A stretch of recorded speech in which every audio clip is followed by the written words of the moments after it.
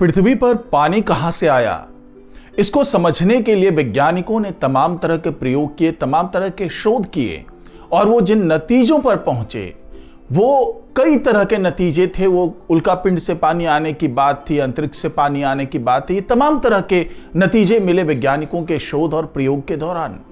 लेकिन इस बार जो एक नई स्टडी आई है उसने उन तमाम पुराने सिद्धांतों को चुनौती दे डाली है, क्योंकि ये जो स्टडी है ये चांद की पैदाइश को लेकर के की जा रही थी। लेकिन चांद की पैदाइश को समझते समझते वैज्ञानिक उस जगह तक पहुंच गए जहां से पृथ्वी पर पानी आने के तमाम सिद्धांतों को चुनौती मिल गई। जी हां, अब एक नई जो स्टडी है ये, जिस स्टडी के अनुसार वैज्ञानिकों ने ये पता लगाया कि चंद्रमा का निर्माण कैसे हुआ, उसके कारण अब ये भी पता चल गया है कि पृथ्वी पर पानी कैसे आया। तो इसी पर आधारित है हमारी आज की ये वीडियो, तो इस वीडियो को आखिर तक जरूर देखिएगा। नमस्कार, मैं हूं डॉक्टर सुरजीत सिंह और आप देख रहे हैं महाना मिस्ट्री। अगर आपने अभी तक इस चैनल को सब्सक्राइब नहीं किया है तो सब्सक्राइब कर लीजिए, और अगर आपको ये वीडियो अच्छा लगे तो इसको लाइक कीजिए, शेयर कीजिए और कमेंट जरूर कीजिए। तो पृथ्वी पर पानी आने की जो संभावना है, जो रहस्य है, जो एक गुत्थी है, जो बहुत उलझी हुई गुत्थी थी, जिसको सुलझाने के दौरान वैज्ञानिकों ने तमाम तरह के सिद्धांत गढ़ डाले, उसका सुराग हमें चांद से मिला है। जी हां, और यह सुराग है उस वक्त का जब हमारे पृथ्वी से एक थिया नाम के ग्रह की टक्कर हुई, और उसी दौरान जो कुछ हुआ वही हमारे पृथ्वी पर पानी होने के सोच को, पानी होने के सिद्धांत को आगे बढ़ाता है। हमारा चांद कैसे बना, इस पर कई तरह के शोध हो चुके हैं। एक चर्चित सिद्धांत यह है कि अरबों साल पहले पृथ्वी से एक ग्रह टकराया था। इससे पृथ्वी के पास बिखरे टुकड़े धीरे धीरे मिलकर एक उपग्रह में बदल गए थे, जिसे आज हम चंद्रमा के नाम से जानते हैं। यह सच है कि इसके अलावा भी कुछ सिद्धांत ऐसे हैं जो चंद्रमा की पैदाइश की कहानी कुछ और होने का दावा करते हैं। इनमें भी अधिकांश ये दावा किया जाता है कि चंद्रमा पृथ्वी से ही अलग हुआ एक टुकड़ा है। लेकिन नई रिसर्च ने जो खुलासा किया है वो भी बहुत ही रोचक है। वैज्ञानिकों ने पाया है कि चंद्रमा न केवल पृथ्वी का हिस्सा था, बल्कि ये पृथ्वी के मेंटल से ही बना पिंड है। और इतना ही नहीं, वैज्ञानिकों ने पृथ्वी पर पानी कैसे आया इस पर भी एक बहुत ही रोचक, बहुत ही एक दिलचस्प दलील दी है। उन्होंने पता लगा लिया है कि पृथ्वी पर पानी के आने का सोर्स क्या था, किस तरीके से पृथ्वी पर पानी पहुंचा। गॉटिंजन विश्वविद्यालय और Max Planck Institute for Solar System Research ने उस प्रचलित सिद्धांत को खारिज किया है जिसमें 4.5 अरब साल पहले पृथ्वी के एक थिया नाम के ग्रह के टकराव से जो हालात पैदा हुए उसने चंद्रमा बनाया था। यूनिवर्सिटी के जियो साइंस सेंटर के प्रबंध निदेशक और geochemistry and isotope geology division के प्रमुख प्रोफेसर एंड्रियास पैक ने इस बारे में जानकारी दी है। प्रोफेसर पैक ने बताया कि एक व्याख्या यह है कि थिया ने अपने पथरीला मेंटल शुरुआती टकराव की वजह से खो दिया होगा और तोप के गोले की तरह पृथ्वी में घुस गया होगा। यदि ऐसा होता तो थिया आज पृथ्वी के क्रोड का हिस्सा होता और चंद्रमा पृथ्वी के मेंटल से निकले हुए हिस्सों से बना होता। प्रोफेसर पैक का कहना है कि ऐसा ही हुआ भी होगा, क्योंकि यह व्याख्या इस बात को समझाती है कि पृथ्वी और चंद्रमा की संरचना में समानता क्यों है।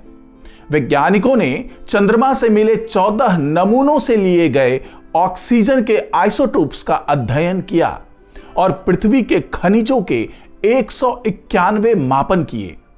आइसोटोप एक तत्व की वैरायटी होती है जिसमें केवल केंद्रक का भार अलग अलग होता है। उन्होंने पृथ्वी के नमूनों और चंद्रमा के आइसोटोप ऑक्सीजन 17 की बहुत अधिक समानता पाई।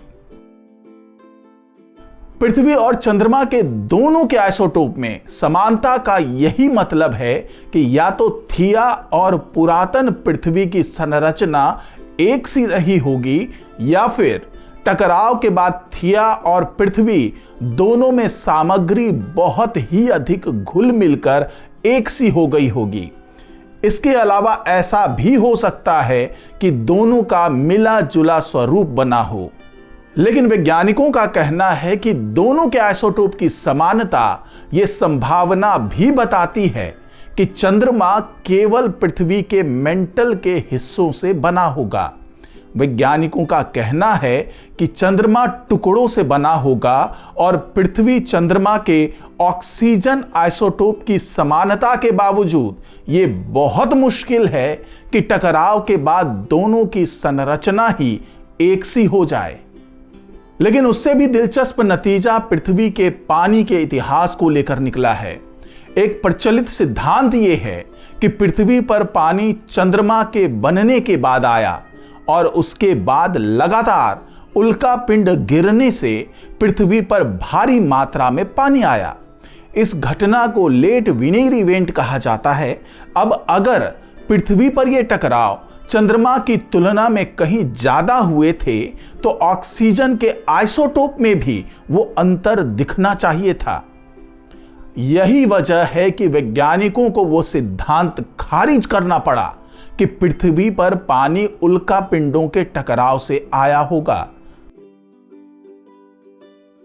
एक प्रतिष्ठित रिसर्च जर्नल में प्रकाशित अध्ययन में टीम ने माना कि ऐसे में ज्यादा संभावना यही बनती है कि पानी पृथ्वी पर पहले से रहा होगा।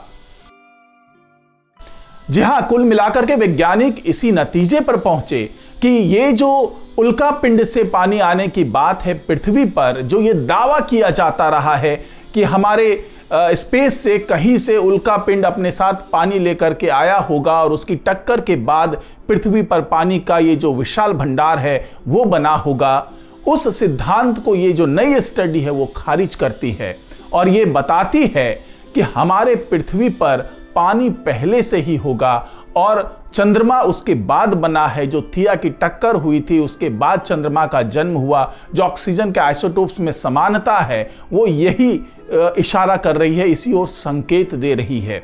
और यही वजह है कि वैज्ञानिक अब ये मानने पर मजबूर हो गए हैं कि ये तमाम सिद्धांत जो अभी तक दिए जा रहे हैं कि उल्का पिंड से पानी आया होगा, स्पेस से कहीं से किसी माध्यम से पानी आया होगा, ये सही नहीं है। बल्कि सही ये है कि हमारे पृथ्वी पर निर्माण के दौरान ही पानी की उत्पत्ति हुई और हमारे पृथ्वी पर पानी चंद्रमा के बनने से पहले से ही मौजूद था और आज तक वो पानी हमारे पृथ्वी पर मौजूद है। तो आज की रिपोर्ट में फिलहाल इतना ही। नमस्कार।